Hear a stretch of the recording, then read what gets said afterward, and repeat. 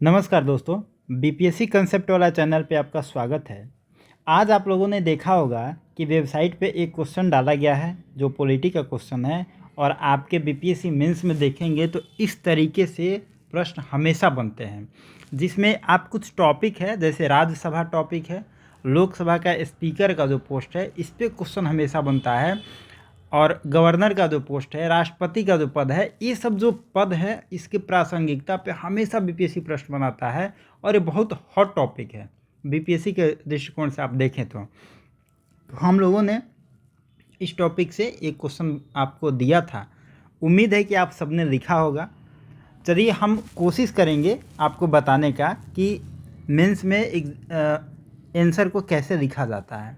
और बहुत लोगों का ये मैसेज आ रहा है कि हम अभी स्टार्ट किए हैं, हम लिख नहीं पा रहे हैं। तो देखिए, आपसे हम एक ही बात कहेंगे कि आप लिखना स्टार्ट करिए।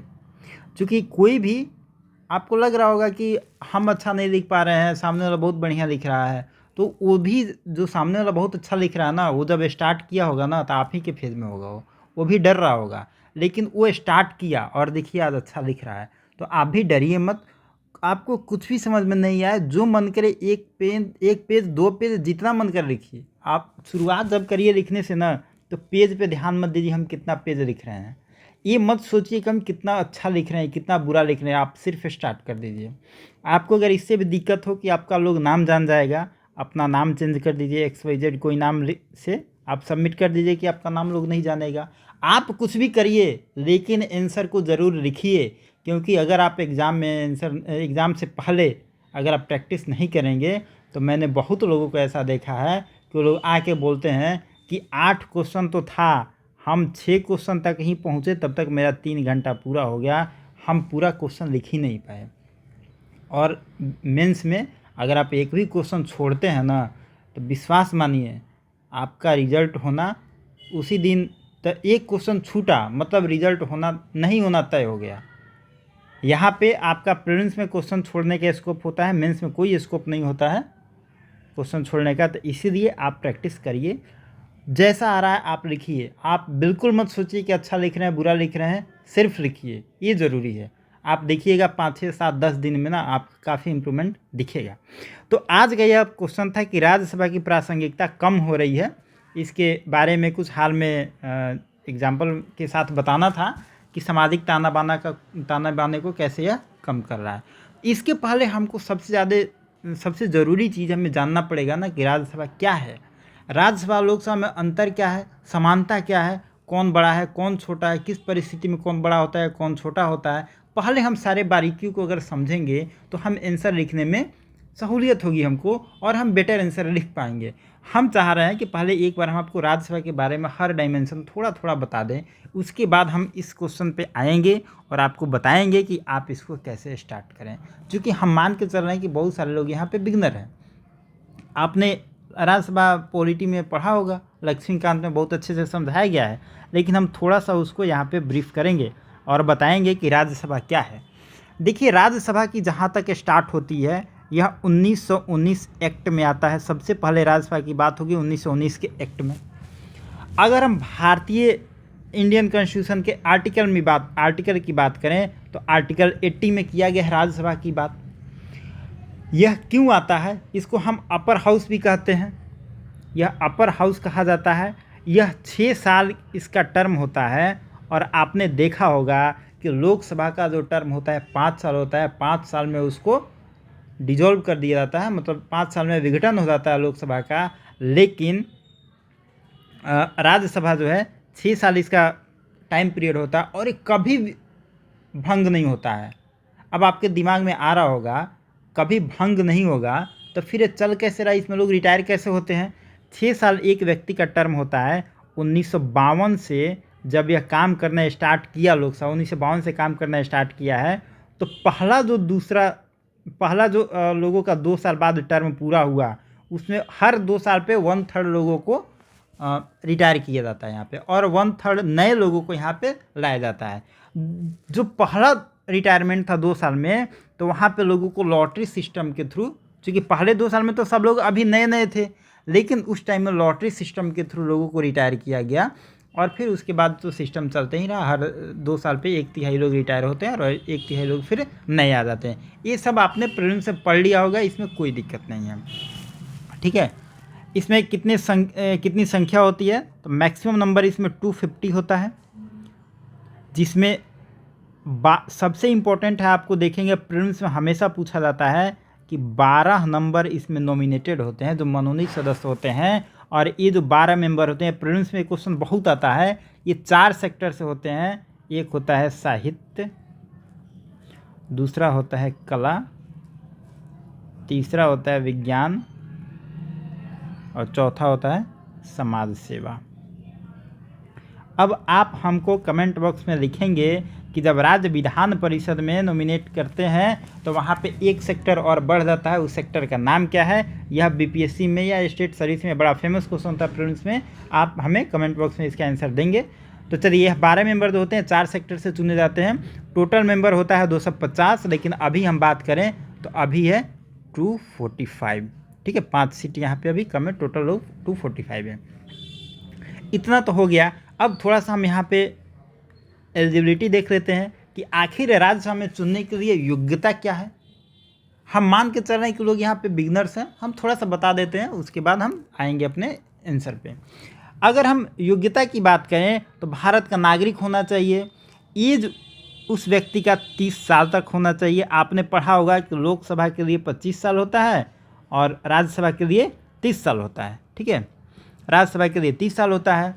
किसी भी लाभ के पद पे वह व्यक्ति नहीं होना चाहिए, मतलब किसी भी, जैसे आप सरकारी नौकरी पे हैं, जैसे बैंकर हैं या एसडीएम है या कुछ भी है, तो आपको नौकरी छोड़ना पड़ेगा, रिजाइन करना पड़ेगा, ये सब लाभ का पद है। लेकिन अगर आप किसी मंत्री पद पे हैं या लोकसभा में मतलब आप विधायक हैं, एमपी हैं या कुछ भी हैं, मंत्री पद पे हैं, तो उसको लाभ का पद नहीं माना जाता है, उस सेवा का पद माना जाता है। हालांकि कितने सेवा नेता लोग करते हैं ये अलग बात है, लेकिन वो पद सेवा का माना जाता है। और चौथा सबसे इम्पोर्टेंट योग्यता है कि जो व्यक्ति को आप राज्यसभा का मेंबर चुन रहे हैं, वो व्यक्ति जो होना चाहिए मानसिक रूप से स्वस्थ होना चाहिए, पागल या दिवालिया घोषित नहीं होना चाहिए, ठीक है। ये 3-4 क्राइटेरिया होता है, उसके बाद उस व्यक्ति को राज्यसभा के लिए चुन लिया जाता है। तो देखिए, ये सब जो फैक्ट है प्रीलिम्स के लिए इम्पोर्टेंट है, लेकिन यह मेंस में काम आता है आपको लिखने में, क्योंकि यहाँ पे जब तक आपको क्लैरिटी नहीं रहेगी तब तक आप आंसर नहीं लिख सकते हैं। अब चलिए थोड़ा सा हम बात कर लेते हैं कि राज्यसभा की आवश्यकता क्यों है, आखिर क्या ज़रूरत है कि राज्यसभा को हम रखते हैं। मतलब लोकसभा तो है ही ना, तो राज्यसभा को रखने की ज़रूरत क्या है। सारा पावर तो लोकसभा में होता है, हम तो लोकसभा को ही चुनते हैं। लोकसभा के लोग आते हैं हमारे यहाँ, वोट मांगते हैं, हम उनको वोट देते हैं, उन्हीं से प्रधानमंत्री चुना जाता है, उन्हीं से गृह मंत्री चुना जाता है, उन्हीं से सब कानून मंत्री वगैरह सब चुने जाते हैं। तो फिर राज्यसभा की आवश्यकता क्यों आई है। देखिए, हमारे जो संविधान निर्माता थे, जब वो संविधान बना रहे थे तो वो लोग इतने दूरदर्शी थे, इतने इंटेलेक्चुअल थे कि अगर उनके विजन को आप समझें तो वाकई आपको संविधान से और उन लोगों से आपको मोहब्बत हो जाएगी। बहुत इंटेलेक्चुअल वो लोग थे, उन लोगों को पता था कि कभी ऐसा हो सकता है कि लोकसभा में तो पावर होती है सरकार की और इसी से सरकार चलता है, पीएम और होम मिनिस्टर सारा तो इसी में होता है। कहीं ऐसा हो गया कि सत्ता के नशे में चूर हो गया लोकसभा और वो ऐसे मजबूती से सरकार में आ गया और सत्ता के नशे में चूर होके उलूल जुलूल कानून अगर बनाने लगे तो इसकी निगरानी कौन करेगा, इसको काउंटर कौन करेगा। क्योंकि लोकसभा तो कानून बना देगा और राष्ट्रपति कैसे चुना जाता है आपको पता है। तो लोकसभा कानून बना देगा और राष्ट्रपति साइन कर देगा तो कानून तो पारित हो जाएगा। जब ऐसा कानून पारित हो जाएगा तो काउंटर करने के लिए कोई संस्था तो होनी चाहिए, काउंटर करेगा कौन। इसके जगह पे चेक एंड बैलेंस के लिए बनाया गया राज्यसभा को कि अगर लोकसभा कोई उलूल जुलूल कानून बनाता है या कुछ ऐसा काम करता है तो उसकी जवाबदेही हम राज्यसभा में तय करेंगे। आप देखते होंगे कई बार राज्यसभा के मेंबर खड़ा होकर बोलते हैं कि इस सवाल का जवाब हमको होम मिनिस्टर से चाहिए, हम होम मिनिस्टर को बुलाना चाहते हैं और ये उनसे जवाब हमको चाहिए। कई बार ये पूछा गया है कि इस सवाल का जवाब हमको प्रधानमंत्री से चाहिए और प्रधानमंत्री को राज्यसभा में जाना पड़ता है और उनको जवाब देना पड़ता है। कई बार ऐसी घटनाएं हुई है, तो यह अकाउंटेबल बनाया गया सरकार को कि आप लोकसभा में तो आपका पावर है, आप जो मन चाहे कर सकते हैं, लेकिन ऐसा नहीं है, ऐसा नहीं चलेगा। आपकी जवाबदेही राज्यसभा में तय होगी, आपको आकर वहाँ जवाब देना पड़ेगा। तो कहीं ना कहीं राज्यसभा को एक चेक एंड बैलेंस के रूप में बनाया गया। और दूसरा, अगर यहाँ पे कोई लोकसभा में कोई भी सरकार चाहे कि हम जल्दीबाजी में कोई बिल बना लें और किसी बिल को पास कर दें, तो राज्यसभा को लगता है कि अगर बिल अगर सही नहीं है तो यह कहीं ना कहीं वहाँ पे रोक सकती है। अब आपके दिमाग में आया होगा मनी बिल पे नहीं रोक सकती है, लेकिन हम मनी बिल की बात नहीं कर रहे हैं, हम साधारण बिल की बात कर रहे हैं। हर बिल मनी बिल नहीं होता, हम मनी बिल पे आएंगे, आगे डिस्कस करेंगे। लेकिन अगर साधारण बिल आप ला रहे हैं और वहाँ पे आप जल्दबाजी दिखा रहे हैं, एक दिन में बुलेटिन, आपने एक शब्द सुना होगा, बुलेटिन क्या होता है कि एक दिन में ही 4, 5 या 10, 12 बिल सरकार लाती है और बिना डिबेट डिस्कशन के पास करा देती है। आप लोकसभा में पास करा लेंगे, लेकिन उस बिल को भेजना पड़ेगा राज्यसभा में, क्योंकि लोकसभा, उसके बाद राज्यसभा है, उसके बाद राष्ट्रपति जी हैं। कोई भी बिल जब लोकसभा में पास होगा, राज्यसभा में पास होगा, फिर राष्ट्रपति के पास जाएगा। सरकार कई बार क्या करती है, कोई भी, देखिए सरकार का हम नाम ले रहे हैं तो आप बायस मत रहिए कि हम इस सरकार की बोल रहे हैं कि उस सरकार की बात बोल रहे हैं। सरकार मतलब जो सरकार है वो अभी की सरकार हो या पहले की सरकार हो, ये बायसनेस हटा के पढ़ाई करिए, तब आपको मज़ा आएगा। ठीक है, तो एक बुलेटिन शब्द होता है, बुलेटिन शब्द का मतलब होता है कि एक दिन में 10-12 बिल सरकार लाती है और बिना डिबेट डिस्कशन के सीधे पास हो जाता है। और वह बिल अगर राज्यसभा में जाएगा तो राज्यसभा में उस बिल को रोका जाएगा, वहाँ पे डिबेट डिस्कशन होगा। आप किसी भी बिल को बिना डिबेट के पास नहीं करा सकते हैं, इसलिए भी राज्यसभा का ज़रूरत पड़ता है। और देखिए, कहा जाता है कि पार्लियामेंट जो है, पार्लियामेंट में दोनों आता है, लोकसभा राज्यसभा दोनों आता है। पार्लियामेंट डिबेट डिस्कशन का चीज़ है। अगर कहीं अपने काम से, मतलब डिबेट डिस्कशन से कहीं अगर लोकसभा मुकरेगा, तो वहाँ पे राज्यसभा उसको याद दिलाता है कि देखो दोस्त, तुम्हारा काम है डिबेट डिस्कशन करना, तुम रोके हो, हम नहीं रोकेंगे। और आप अगर देखते होंगे, अगर कुछ लोग पॉलिटिकल इंटरेस्ट रखते होंगे, तो आपको पता होगा ये चीज़ कि लोकसभा में जो डिबेट का स्तर होता है बड़ा निम्न लेवल का होता है, और कभी राज्यसभा का डिबेट का स्तर सुनिएगा, काफ़ी अच्छे लेवल का होता है। जैसे बिहार में अगर हम आपसे पूछें कि एमपी कितने हैं, 40 हैं, आप 4 एमपी बताइए जो इंटेलेक्चुअल हैं, आपको पसीना आ जाएगा, नहीं बता पाइएगा। लेकिन 16 राज्यसभा का मेंबर है, लेकिन इसमें राज्यसभा के मेंबर जो होते हैं वो मतलब इनके कंपैरिजन में काफ़ी इंटेलेक्चुअल होते हैं। जैसे एक बिहार से आते हैं मनोज झा, पार्टी किससे आते हैं ये ध्यान मत रखिए, उस व्यक्ति का आप भाषण सुनिएगा, वो इतना इंटेलेक्चुअल आदमी है, उनका कई भाषण सुनिएगा, एकदम इस किताब का कोट करेंगे, उस किताब का कोट करेंगे, आपको लगेगा कि अरे भाई कितना पढ़ा लिखा आदमी है। देखिए, इनको आप मनोज झा को पार्टी से मत तोड़िए, पार्टी से ऊपर की चीज़ है। और ये जो भाषण देते हैं, एक आप कुछ दिन पहले देखे होंगे, कोरोना के टाइम में एक हवा चला था, प्रधानमंत्री जी खुद बोल रहे थे कि हमने लोगों को इतना मुफ्त दिया। इस बात पे मनोज झा ने राज्यसभा में इतना बढ़िया भाषण दिया, इतना मुफ्त आप दिए हैं। सरकार का काम मुफ्त देना नहीं है, सरकार वेलफेयर के लिए होती है। उनका ये जो भाषण है, कभी आपको मौका मिले तो सुनिएगा, मतलब पूरा लगता है कि डेमोक्रेसी की नींव बता रहे हैं। वो प्रोफेसर आदमी है, बहुत अच्छा बोलते हैं और बहुत विद्वान तो हैं ही, नो डाउट। तो ऐसे ऐसे लोग राज्यसभा में भेजे जाते हैं कि उनका कई देखिए, अगर आपको डिबेट सुनने का मन करे ना, तो राज्यसभा के लोगों का डिबेट सुनिए, लोकसभा में मत सुनिए। लोकसभा में तो इतने निम्न लेवल की बात होती है कि आपको सुन के लगेगा क्या कर रहे हैं। अब कुर्सी भी चलता है, उठापटक यहाँ पे चलता है, राज्यसभा में बहुत कम होता है, वहाँ पे थोड़े इंटेलेक्चुअल होते हैं, तो भाषण यहीं का सुनिए।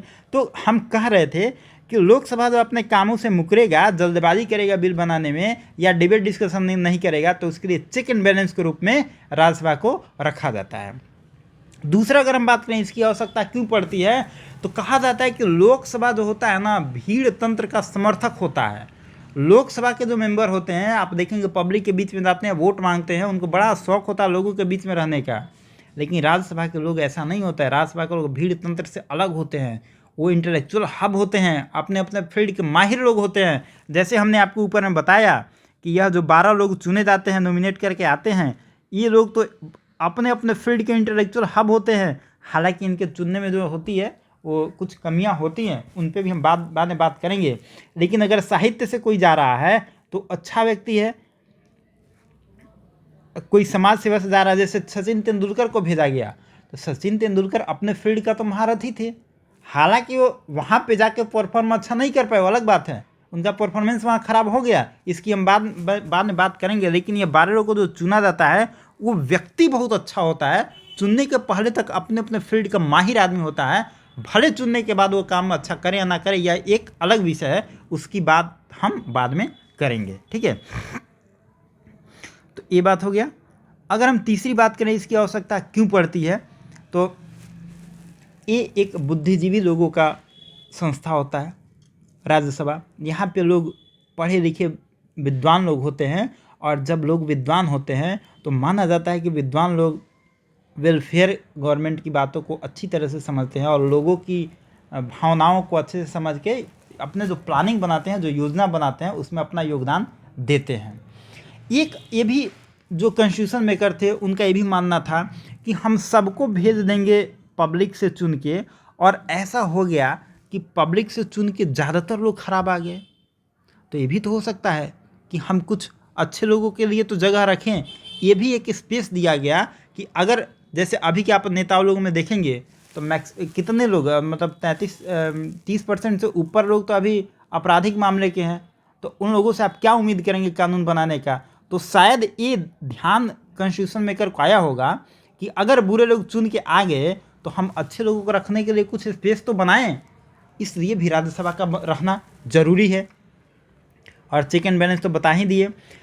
सबसे बड़ा इम्पोर्टेंट काम है चौथा काम है कि लोकसभा 5 साल में आप देखेंगे इसको भंग कर दिया जाता है, और फिर चुनाव हो, नया पार्टी सत्ता, मतलब जब नया पार्टी जब आती है, ओथ वगैरह ले लेते हैं सब लोग, फिर लोकसभा स्टार्ट होता है, तो लगभग 1 महीने का टाइम होता है ना। इस टाइम में लोकसभा स्थगित रहता, नहीं चलता है।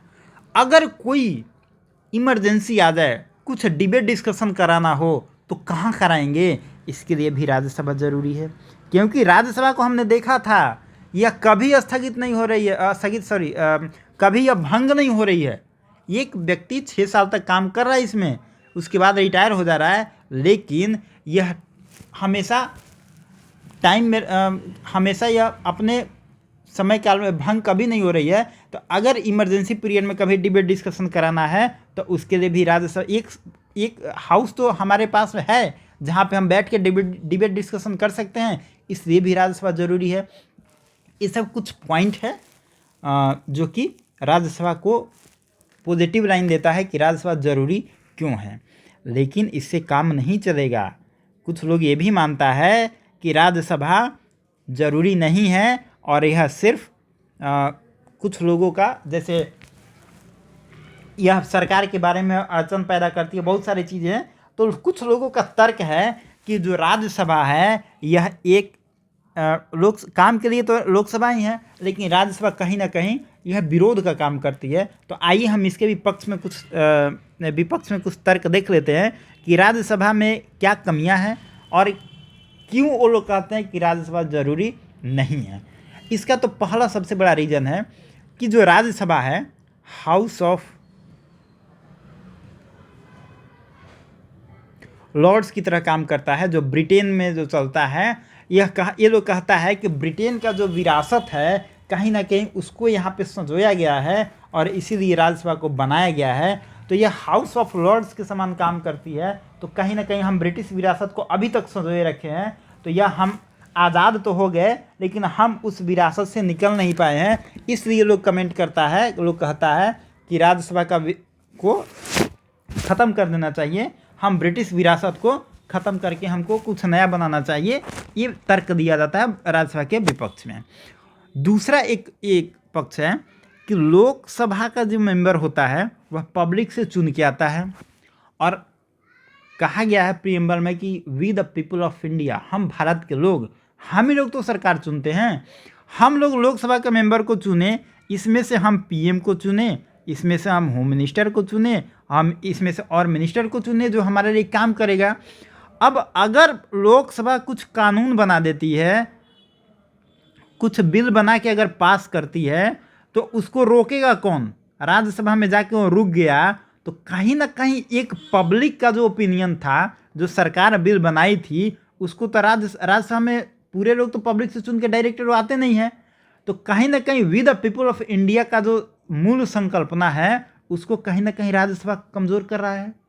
ये तर्क दिया जाता है कि लोकसभा में तो पब्लिक का डायरेक्ट रूप से इंटरफेरेंस है ना जी, कि पब्लिक को तो लोकसभा चुना है, पब्लिक ही चुना है लोकसभा को, और लोकसभा बिल बनाया और उसको रोक दिया राज्यसभा। बहुत सारा होता है साधारण बिल में कि लोकसभा पास करके भेजा लेकिन राज्यसभा उसको रिजेक्ट कर दिया।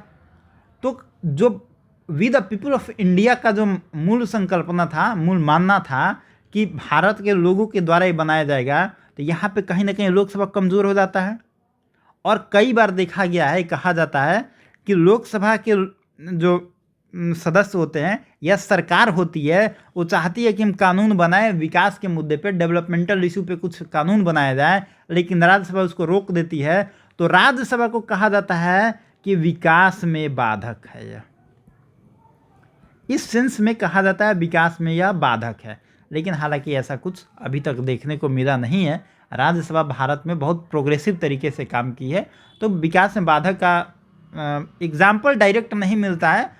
हालांकि कोई कोई एक दो मामले में आपको मिल जाएगा, लेकिन ऐसा ज़्यादातर देखा नहीं गया है। लेकिन यह विपक्ष में यह एक तर्क दिया जाता है कि लोकसभा के बिल को राज्यसभा रोक देती है। तीसरा बात करें, कहा जाता है कि हम लोकतांत्रिक परंपरा में जीने वाले लोग हैं, हम डेमोक्रेसी में जीते हैं। डेमोक्रेसी का मतलब क्या है कि पब्लिक के बीच से जो चुन के आएगा वहीं सरकार में बैठेगा, वहीं कानून बनाएगा। लेकिन राज्यसभा के लोग पब्लिक में जाते हैं क्या? नहीं जाते हैं। डायरेक्ट तो नहीं जाते, इनडायरेक्ट उनका चुनाव होता है, और इनडायरेक्ट चुन के आते हैं। लेकिन एक काम क्या करते हैं, लोकसभा के बराबर लोकसभा बिल बना रहा है और ये भी राज्यसभा में लोग बिल बनाते हैं और वाद विवाद करते हैं, उस पर डिबेट करते हैं, डिस्कशन करते हैं। तो कहा जाता है कि राज्यसभा जो है ये लोग चुन के तो नहीं जाते हैं, लेकिन लोकसभा के बराबर हो जाता है राज्यसभा, जो कि कहीं ना कहीं यह हमारे लोकतांत्रिक परंपरा जो है, जिसको हम कहते हैं कि दुनिया का सबसे बड़ा लोकतांत्रिक परंपरा हम जीते हैं, उसको एक कहीं ना कहीं कमज़ोर करता है। और 12 व्यक्ति जो इसमें चुने जाते हैं वो तो एकदम ही मनोनीत होते हैं, वो तो पैराशूट से आते हैं, मतलब पैराशूट से इन लोग ऊपर से आ जाते हैं, और ये इनको तो ज़मीनी जुड़ाव इनका होता ही नहीं है। तो ये तो कहीं ना कहीं डेमोक्रेसी के लिए तो गलत है। तो यह एक लॉजिक दिया जाता है, ठीक है। अगला बात करें, ये भी कहा जाता है कि राज्यसभा के बारे में कहा जाता है राज्यों का प्रतिनिधित्व करते हैं। तो राज्यों का प्रतिनिधित्व करते हैं, बात ठीक है। आप यूएसए में देखेंगे टोटल 50 स्टेट हैं और हर स्टेट से 2 मेंबर को चुना जाता है। टोटल 100 मेंबर होते हैं जो राज्यों का प्रतिनिधित्व करते हैं। तो आप यूएसए में देखेंगे कि हर राज्य का बराबर प्रतिनिधित्व है, लेकिन भारत के सेंस में देखेंगे बराबर है क्या? भारत में नहीं है। बिहार में देखेंगे तो 16 है, यूपी में देखेंगे, यूपी में ज़्यादा मिलेगा आपको, छोटा स्टेट है कम मिलेगा, और बहुत सारा नॉर्थ ईस्ट का जो स्टेट है वहाँ पे मतलब संख्या ही नहीं है। नॉर्थ ईस्ट केंद्र शासित प्रदेश वगैरह देखेंगे, वहाँ पे राज्यसभा का मेंबर की संख्या ही नहीं है। तो ये कहा जाता है कि कहीं ना कहीं जो राज्यों के प्रतिनिधित्व की बात करते हैं, राज्यों के रिप्रेजेंटेशन की बात करते हैं, तो राज्यों का रिप्रेजेंटेशन बराबर कहाँ है? बिहार में कम है, यूपी में ज़्यादा है, नॉर्थ ईस्ट में ख़त्म है बहुत सारे स्टेट में, और केंद्र शासित प्रदेश वगैरह में तो है ही नहीं। तो ये राज्यों का प्रतिनिधित्व भी सही से नहीं कर पाते हैं, और ऐसा कोई ये कानून बनाए नहीं है जो राज्यों के, आज तक ऐसा कोई कानून ये राज्यसभा के मेंबर लोग बनाए नहीं जो कहा जा सके मुखर होके कि नहीं ये राज्यों का वाकई प्रतिनिधित्व करते हैं। ये सब कुछ पॉइंट है जो राज्यसभा के विपक्ष में दिया जाता है। आप इन 3-4 टॉपिक को, हमें उम्मीद है कि आपने नोट कर लिया होगा। हम लिखे नहीं चूँकि बहुत ज़्यादा लंबा हो जाता वीडियो। तो चलिए, ये सब विपक्ष में तर्क हो गया। अब थोड़ा सा हम देख लेते हैं राज्यसभा की शक्ति क्या है। देखिए, राज्यसभा का जो पावर है हमने आपको ऊपर बताया था कि जब भी बिल बनेगा, लोकसभा, राज्यसभा और प्रेसिडेंट, ये तीनों लोग जब साइन करेगा तब किसी बिल को हम कह देंगे कि यह हमारा एक्ट बन गया, ठीक है। लेकिन अब क्या होता है, राज्यसभा की शक्ति आप देखेंगे कुछ मामले में लोकसभा इक्वल टू राज्यसभा होता है, कुछ मामलों में देखेंगे राज्यसभा बड़ा होता है लोकसभा से, कुछ मामलों में छोटा होता है। यही सारी बारीकियां हैं और यहीं से प्रश्न बनते हैं। अब हम इसमें देखेंगे किस किस टाइम में लोकसभा बराबर राज्यसभा होता है। देखिए, किसी भी बिल बनाने के लिए अगर वो साधारण बिल है, साधारण विधेयक है, तब वहाँ पे लोकसभा बराबर राज्यसभा होगा, क्योंकि वह बिल लोकसभा में पास होगा, राज्यसभा में पास होगा और फिर प्रेसिडेंट के पास जाएगा। तो अगर साधारण बिल है तो वहाँ पे दोनों की शक्ति बराबर होगी। अगर संविधान संशोधन कर रहे हैं, अगर संविधान संशोधन कर रहे हैं तब वहाँ पे बिल को लोकसभा में आपको भेजना पड़ेगा और राज्यसभा में भी भेजना पड़ेगा। दोनों में अलग अलग बिल मतलब डिबेट डिस्कशन होगा, पास होगा, फिर राष्ट्रपति के पास जाएगा। इन दोनों में लोकसभा बराबर राज्यसभा की शक्ति होती है। लेकिन अब हम देख लेते हैं कुछ मामलों में लोकसभा बड़ा होता है। पहले हम देख लेते हैं राज्यसभा का। राज्यसभा बड़ा होता है लोकसभा से। राज्यसभा दो मामलों में बड़ा होता है, एक आर्टिकल 249 और एक दूसरा होता है आर्टिकल 312। आप दोनों याद रखेंगे, प्रीलिम्स का ये बहुत फेमस सवाल है। आर्टिकल 249 कहता है कि राज्य के किसी भी मामले पे अगर पार्लियामेंट को कानून बनाना हो, मतलब राज्य के किसी भी मामले पर राज्यसभा को अगर लग जाए कि यह नेशनल इंटरेस्ट का मामला है, तो वह एक बिल जारी अपना एक मतलब सुझाव दे सकती है, अपना वोटिंग कर सकती है राज्यसभा में, और वो वोटिंग करेगी, उसके बाद ही पार्लियामेंट में मतलब लोकसभा में बिल बनेगा राज्य के बारे में।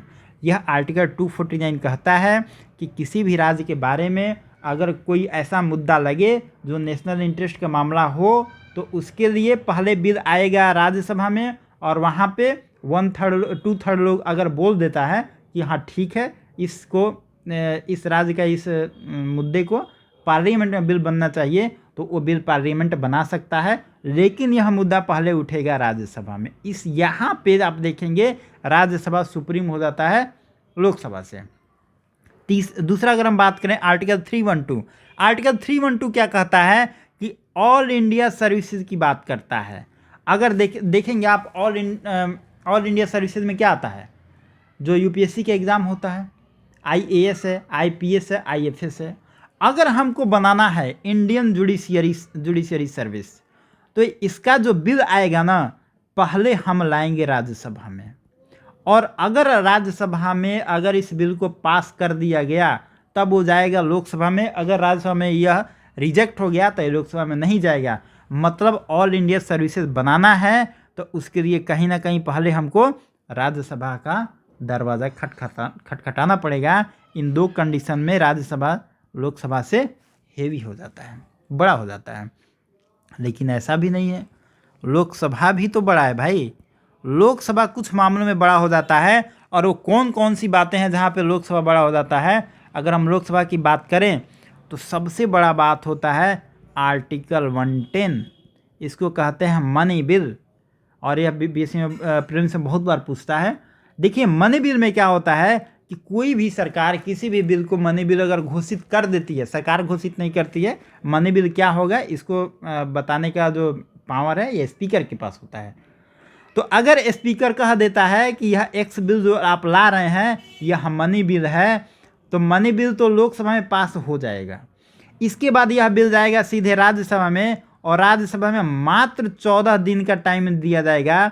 14 दिन में आप पास करिए तो ठीक, ना पास करिए तो उसको पास मान लिया जाएगा और 15वां दिन चल जाएगा राष्ट्रपति के पास। अगर 14 दिन के पहले आप इस बिल में कुछ संशोधन करके लौटा देते हैं लोकसभा में, तो लोकसभा को मन करेगा तो अब आपकी बात मानेगा, नहीं मन करेगा नहीं बात मानेगा, और फिर आपको भेजेगा और आपको फिर करना पड़ेगा। मतलब मनी बिल के सेंस में राज्यसभा का पावर 0 है, आप कुछ नहीं कर सकते यहाँ पे। और इस कंडीशन में हम देखते हैं लोकसभा का पावर ज़्यादा हो जाता है और राज्यसभा का पावर यहाँ पे कम हो जाता है। ठीक है।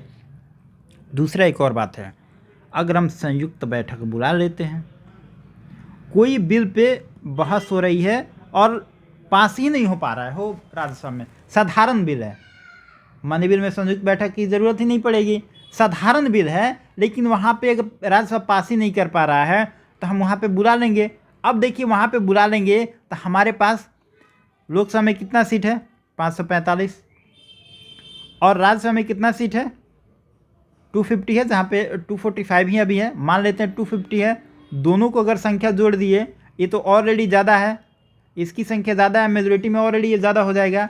यहाँ पे संयुक्त बैठक जब होती है, ज्वाइंट सेशन जब भी होता है, तो माना जाता है कि वहाँ पे लोकसभा प्रभावी हो जाएगा, क्योंकि उसकी संख्या बल ज़्यादा है, और संख्या बल ज़्यादा है तो उसका मेजोरिटी ज़्यादा है और उसका वोटिंग ज़्यादा हो जाता है, वो जीत जाता है। ये सब कुछ कंडीशन है, हमने आपको बताया कि राज्यसभा की बारीकियाँ क्या है।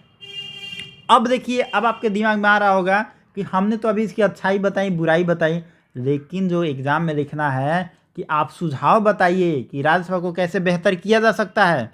तो राज्यसभा को बेहतर करने के 2-3 कुछ सुझाव हैं। कहा जाता है कि जो 12 सदस्य जो ज्वाइन करते हैं ना, इनको आप पार्टी ज्वाइन मत कराइए। जैसे देखिए, लोग जो भी 12 सदस्य ज्वाइन करते हैं, कुछ दिन बाद आप देखेंगे पार्टी लाइन पे चले जाते हैं, पार्टी ज्वाइन कर लेते हैं। अगर ये पार्टी ज्वाइन कर लिए तो ये क्या करेंगे? पार्टी ज्वाइन कर लेंगे तो पार्टी के सपोर्ट में बात करेंगे। अब जैसे कोई मानते हैं बीजेपी का जो पर्सन है, कोई भी, अब बीजेपी का कोई बिल आया है, वोट कराना है, बीजेपी क्या करेगा? व्हिप जारी कर देगी। और आपको पता है कि अगर पार्टी व्हिप जारी कर देती है तो उसका कोई भी मेंबर व्हिप के बाहर जाएगा तो उसकी सदस्यता रद्द हो जाती है। आप आए थे इंडिपेंडेंट, लेकिन यहाँ पे आके पार्टी ज्वाइन कर रही है, तो सरकार तो जो कह रही है, जो रूलिंग पार्टी जो कह रही है, या जो भी पार्टी आप ज्वाइन कर रहे हैं, वो पार्टी जो कह रही है वही काम तो आप कर रहे हैं। आप इंडिपेंडेंट आए थे लेकिन पार्टी लाइन पे काम करने लगे, तो कहीं ना कहीं आपने जो आपका जो मोटिव था आने का, अपने मोटिव को से तो आप मुकर गए। इसलिए कहा जाता है कि जो व्यक्ति इंडिपेंडेंट आता है वह इंडिपेंडेंट ही रहे, किसी पार्टी लाइन को ज्वाइन ना करे, वह इंडिपेंडेंट रह के अपना काम करे। क्योंकि जब पार्टी लाइन को ज्वाइन करता है तो वोटिंग के टाइम में पार्टी क्या करती है? व्हिप इशू कर देती है। और जब आप व्हिप इशू हो जाता है तो कोई भी सदस्य पार्टी लाइन के बाहर नहीं जाता है, पार्टी लाइन के बाहर जाएगा तो सदस्यता चला जाएगा। दूसरा है कि जो बिल बनता है, तो बिल बनाने में ये लोग, हाँ, वही पहला ये लाइन का दूसरा बात है कि जो बिल बनता है, जो एक्ट में बिल के लिए डिबेट डिस्कशन होता है, तो जब आप पार्टी लाइन पे आ जाते हैं तो मुखर होकर बात नहीं कर पाते हैं। जैसे देखिए, आप सचिन तेंदुलकर हैं, कोई खेल पे अगर कानून बनेगा तो बिल्कुल सही बात है कि सचिन तेंदुलकर जैसे व्यक्ति को खेल पे अगर कानून बने तो उनकी बातों को सुनना चाहिए।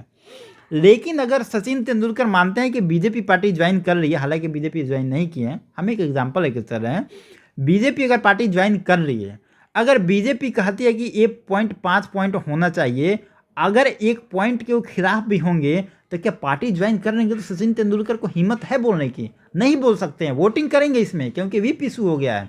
इसलिए कहा जाता है कि बिल में आप मुखर होकर बोल नहीं पाइएगा जब बिल पर डिबेट डिस्कशन होगा, तो इसलिए कहा जाता है कि आप पार्टी को ज्वाइन ना करें। तीसरा इसमें बात होता है क्रॉनिक कैपिटलिज्म की, मतलब धन दे के कुछ लोग, जैसे होता है कि 2 करोड़ 3 करोड़ रुपये में आप देखते होंगे कि राज्यसभा का सीट बिकता है, और कई ऐसे लोग हैं जो राज्यसभा का सीट 2-3 करोड़ में खरीद के गए हुए हैं। ये कोई नई बात नहीं है, एक पार्टी में नहीं है, हर पार्टी में सिस्टम चलता है। तो यह कहीं ना कहीं राज्यसभा को लोग एक जरिया बना लिया है क्रॉनिक कैपिटलिज्म का, कि आप 3 करोड़ रुपया दे दीजिए पार्टी फंड में और आपको हम भेज देंगे राज्यसभा मेंबर। ये नहीं होनी चाहिए, इसमें हम कुछ सुधार करें तो ये सब काम हो सकता है। चौथा सबसे बड़ा इसमें इशू है कि कुछ लोगों को, बहुत लोकप्रिय लोग जो होते हैं, उनको हम राज्यसभा में भेज देते हैं, लेकिन उनका पब्लिक से कोई सरोकार नहीं होता है। इसके सबसे बड़े एग्जाम्पल हैं सचिन तेंदुलकर। सचिन तेंदुलकर 2012 में इनको राज्यसभा में भेजा गया। हालांकि ये बहुत अच्छे क्रिकेट के खिलाड़ी हैं, सब कुछ इनका कैरियर एज ए क्रिकेटर देखें तो इनका बहुत अच्छा कैरियर है। इनको भेजा गया क्योंकि पब्लिक में इनकी पैठ अच्छी है, अगर ये जाएंगे तो इनके नाम पे हम वोट बैंक कमा सकते हैं। लेकिन क्या ये जाके अपना पर्पस पूरा किए? नहीं किए। अगर हम सचिन तेंदुलकर को देखें तो इनके टाइम पीरियड में 374 दिन चला था सदन, लेकिन इनकी उपस्थिति कितनी थी? मात्र 24 दिन। Sachin Tendulkar as a cricketer जितने बढ़िया हैं उतने बढ़िया एज ए राज्यसभा मेंबर, उतने खराब एज ए राज्यसभा मेंबर हैं। ऐसे लोगों को आप मत चुन के भेजिए। पब्लिक के बीच में ये लोग फेमस हैं, इनके नाम पे आप वोट तो ले लेंगे, लेकिन जब ये लोग राज्यसभा में बैठेंगे तो इनकी उपस्थिति बहुत कम होती है। और ये 24 दिन ये गए भी हैं ना, तो इनका कोई ऐसा भाषण नहीं है कि आप कह दीजिए कि बहुत अच्छा डिबेट किए हैं, बहुत डिस्कशन किए हैं। ये उस टाइप के इंसान है नहीं। तो आप ऐसे लोगों को राज्यसभा में मत भेजिए, ऐसे लोगों को और सेक्टर में भेजिए जहाँ पे अपने खेल का प्रतिनिधित्व करें। सचिन तेंदुलकर के बारे में यही कहा जाता है कि वो खिलाड़ी जितने बढ़िया हैं, राज्यसभा के मेंबर उतने ही खराब हैं, कि वहाँ पे उनका परफॉर्मेंस जीरो रहा, बोल्ड आउट हो गया। इनके टक्कर की एक और है रेखा। सचिन तेंदुलकर तो कुछ आए भी थे, रेखा तो और नहीं आई थी। तो ये दोनों जो है ना, ये अपने अपने फील्ड के महारथी हैं, लेकिन इनका राज्यसभा में इनका परफॉर्मेंस बहुत ख़राब रहा। तो कहा जाता है कि आप ऐसे लोगों को राज्यसभा में मत भेजिए, क्योंकि वो डिबेट डिस्कशन का चीज़ है। कोई कुछ ऐसे लोगों को भेजिए जो वहाँ पे जाके डिस्कशन कर सके, अपने पक्ष को रख सके। जब आपने अपना पक्ष ये आदमी रखेगा ही नहीं तो कितना भी विद्वान हो, क्या फ़र्क पड़ता है। ये सब कुछ पॉइंट है। अब देखिए आप निष्कर्ष में क्या लिखेंगे। आप निष्कर्ष में यही लिखेंगे कि देखिए, जो राज्यसभा है हमारे संविधान निर्माताओं के विचारों का एक प्रतिनिधित्व करता है। आप निष्कर्ष कभी भी नेगेटिव नहीं लिखेंगे, ठीक है। विचारों का प्रतिनिधित्व करता है। सामाजिक ताना बाना, फेडरल स्ट्रक्चर, हमारे लोकतंत्र, हमारी विभिन्न जो संस्कृतियां हैं, सबका एक राज्यों का प्रतिनिधित्व हमारे राज्यसभा में देखने को मिलता है। और कहीं ना कहीं यह लोकसभा को एक चेक एंड बैलेंस के रूप में काम करता है, जिसके दम पे हम कह सकते हैं कि हमारे पास एक लोकसभा है जो पब्लिक से चुन के आती है, और एक राज्यसभा है जो कि समाज के विभिन्न वर्गों से लोगों को चुन के हम लाते हैं। और कहीं ना कहीं दोनों का सामंजस्य हमारे लोकतंत्र में एक अद्भुत प्रतिभा दिखाता है, जिसके दम पे हम कह सकते हैं कि हमारा जो देश लोकतांत्रिक परंपरा से जीने वाला देश भारत में एक अद्भुत, ऐसा कुछ भी अद्भुत है। और इसी टाइप से आप निष्कर्ष को लिखेंगे तो आपका निष्कर्ष बढ़िया होगा। अब देखिए, ये तो था लोकसभा राज्यसभा और लोकसभा में किस तरीके से अंतर है, समानता है, जो भी है। अब इस प्रश्न को हम कैसे लिखेंगे, मेन बात हमारा ये है। अब हमको लग रहा है कि आपकी एक समझ बन गई होगी कि राज्यसभा के बारे में कैसे क्वेश्चन लिखा जाएगा। अब आप क्या प्रश्न है कि क्या राज्यसभा की प्रासंगिकता खत्म हो रही है। पहले तो आप राज्यसभा की भूमिका को लिखते हुए स्टार्ट करेंगे, और आप लिखेंगे कि राज्यसभा क्या है, आखिर राज्यसभा स्टार्ट कब होती है, कैसे कैसे हमने आपको बताया, उन सारी चीज़ों को लिखेंगे। चलिए हम थोड़ा सा आपको बता देते हैं कि राज्यसभा मतलब आप चीज़ों को स्टार्ट कैसे करेंगे। सबसे पहले आप राज्यसभा का परिचय लिखेंगे। राज्यसभा हमारी ऊपरी सदन का प्रतिनिधित्व करता है, और यह 1919 के एक्ट से इसकी नींव 1919 से एक्ट में हमको देखने को मिलती है, जो 1952 में भारत के संविधान गठन के बाद 1952 में यह स्टार्ट होती है। यह तमाम बातें आप लिखते हुए स्टार्ट करेंगे। और उसके बाद है कि हाल प्रासंगिकता कम हो रही है इसकी। पहले तो राज्यसभा की भूमिका हम थोड़ा सा लिख देते हैं, भूमिका आपको लिख देते हैं। आपका क्या होना चाहिए, स्टेप 1 आपका होना चाहिए राज्यसभा का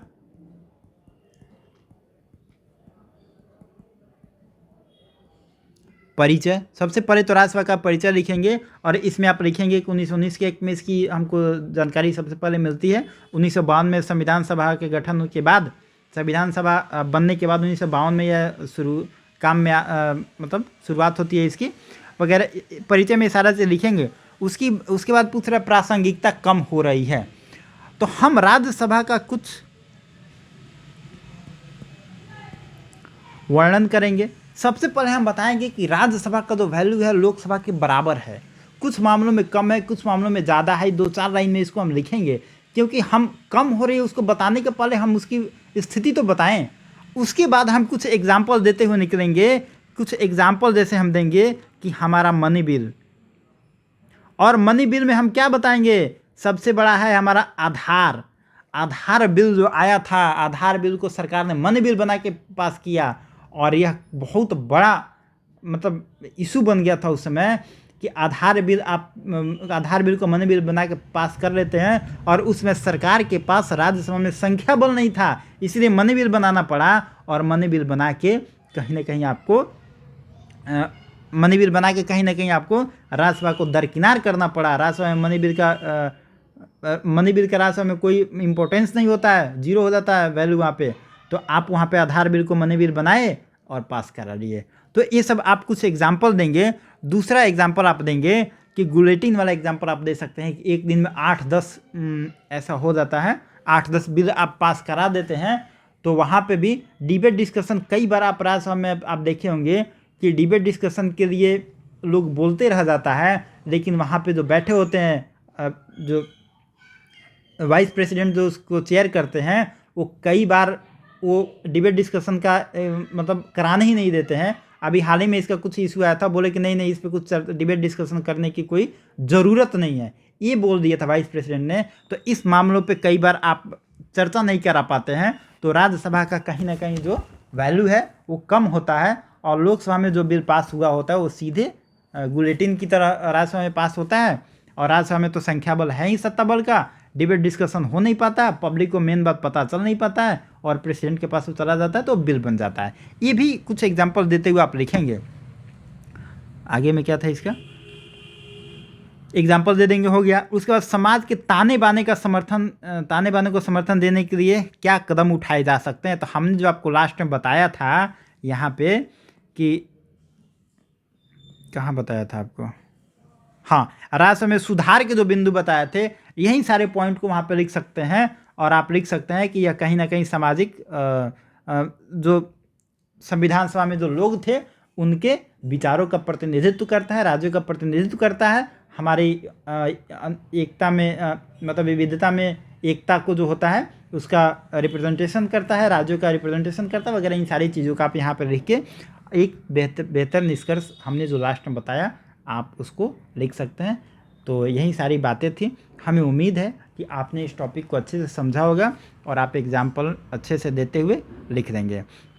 देखिए, हम फिर आप इससे कह रहे हैं, अगर आप बिगिनर हैं तो आप आज से और अभी से आंसर लिखना स्टार्ट करिए, क्योंकि अगर आप आंसर नहीं लिखेंगे तो आपको बहुत दिक्कत होगा। पहला दूसरा आंसर लिखने में आपको कमी ज़रूर होती होगी, मतलब लगेगा कि आपके पास थॉट नहीं है, विचार नहीं है, कलम नहीं चल रहा है, लेकिन धीरे धीरे ये सही हो जाएगा। आप लिखना स्टार्ट करिए। चलिए, तो बहुत बहुत धन्यवाद। वीडियो थोड़ा सा हो गया लंबा, लेकिन बहुत काम का है। आप देखिए और इसको एंजॉय करिए और आप वहाँ पे वेबसाइट पे जाइए और इसके आंसर को लिखिए और पोस्ट करिए। अगर आपको लगता है कि मेरा आंसर देख के लोग क्या कहेगा, तो आप आंसर शीट पे अपना नाम मत डालिए, अपना नाम छोड़िए, जिसका आप कुछ भी XYZ नाम लिख के डाल दीजिए। आपको XYZ कौन है, कोई नहीं, किसी को नहीं पता, लेकिन आप आंसर लिखिए और आंसर लिख के आप पोस्ट करिए। चलिए, तो मिलते हैं नेक्स्ट वीडियो में। Thank you.